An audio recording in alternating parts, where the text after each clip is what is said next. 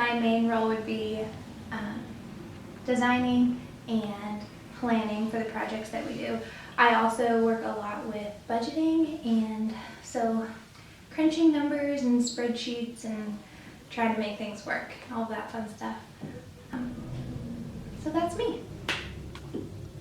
There's a house on South Prince Street in Lancaster City that we recently purchased, and we started right in. I don't know, the design process was a lot different than normal. We were working along on the fly, and this house definitely is more out of the box than usual. I know some of you are saying all of your houses are out of the box, but this one's even far beyond.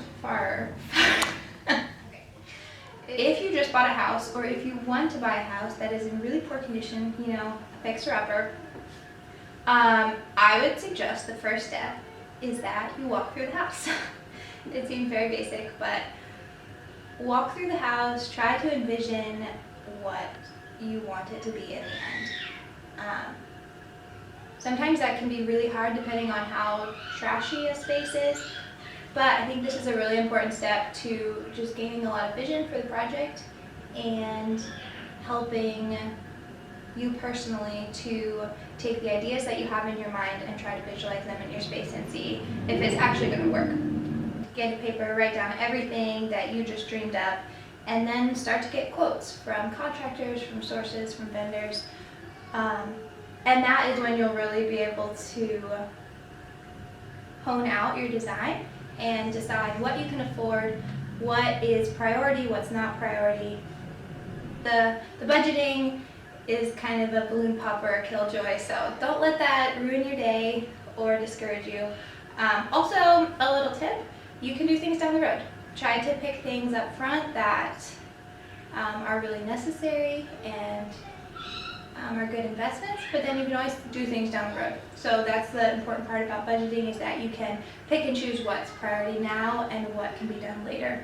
We have a page on our website, I think it's under the tab labeled affiliates, and all of the contacts on that page are trusted friends of ours who are really gifted, really talented, and very honest, hardworking people. So if you are needing resources when it comes to subcontractors or just trusted people who have knowledge in these type of things, go to our affiliates page and feel free to contact any of those people. They're really amazing and they would love to look at your project.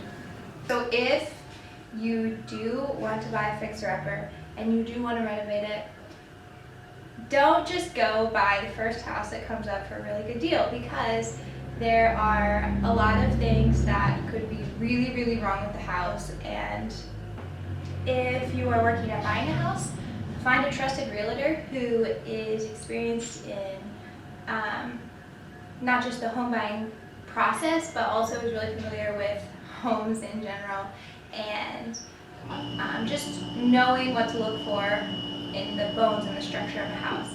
So when we begin the process of designing a space, again, for me, it comes back to taking time to walk through and be in the space and to really try to envision what we're going for. And then when it comes to colors and the aesthetic vision and direction of a process, that again is something that often comes unexpectedly through a photo that Claude and I really are drawn to, and take a small idea from a photo or a space and make it our own and build off of that. So here is our pin board for Prince Street, and as you can see, it's a little bit all over the place. We are going pretty bold, pretty out of the box with this project. So a few things to note is the yellow, which you may remember this from our house on New Dorrit Street, which we did last fall, winter, spring, something like that. And the kitchen cabinets were pear, this beautiful yellow color, and several of the walls. So we had leftover paint.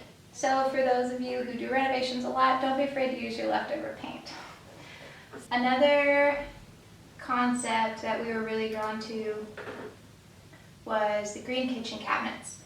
So this photo really inspired us, and as you will see in a minute, our cabinets are green. We're pulling in yellow, we're pulling in this beautiful cavern clay color, which, little secret, is probably my favorite color right now. And we're also pulling in this really fun tile.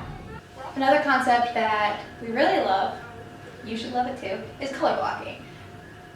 This photo really inspired us with the funky paint lines. I mean, when have you seen that before in your friend's house? Probably never. And this photo especially really inspired us. You will see that we played off this theme. Okay, so see you at Prince Street.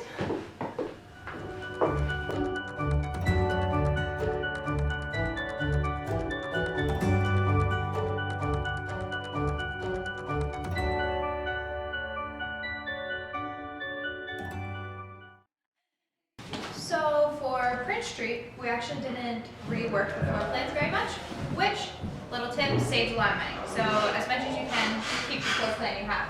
But we did make a few adjustments to the bathroom and a few adjustments to the kitchen cabinet plan. So basically, for our crew, so they know what's going on, we make floor plans, even though the actual layout didn't change much. So we specified where all the cabinets go, etc. For the bathroom, again, we didn't change the actual footprint of the bathroom hardly at all. We just replaced and updated the fixtures. So that's what these are. So you are currently stepping into the cave. This room is painted entirely in a color called Cavern Clay. Shout out to the color.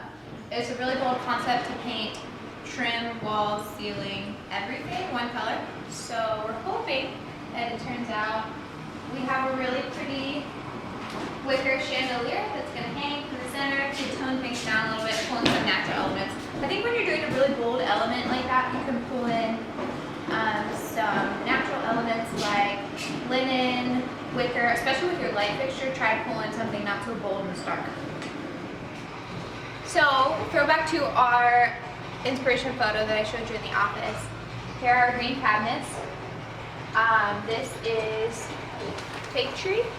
That's the paint color, it's really beautiful. And we actually did kind of a monochromatic theme and went with green countertops. So that's a new thing for us, but I really love how it turned out. I think it helps tone down the green, which is ironic. And the knobs, what do you know, they're from Hobby Lobby. Guys, you can just go to Hobby Lobby. You guys check it out. Original wallpaper. And I thought Claude was crazy at first when she said to keep it, but I mean, what do you think? It's cute, right? Cute.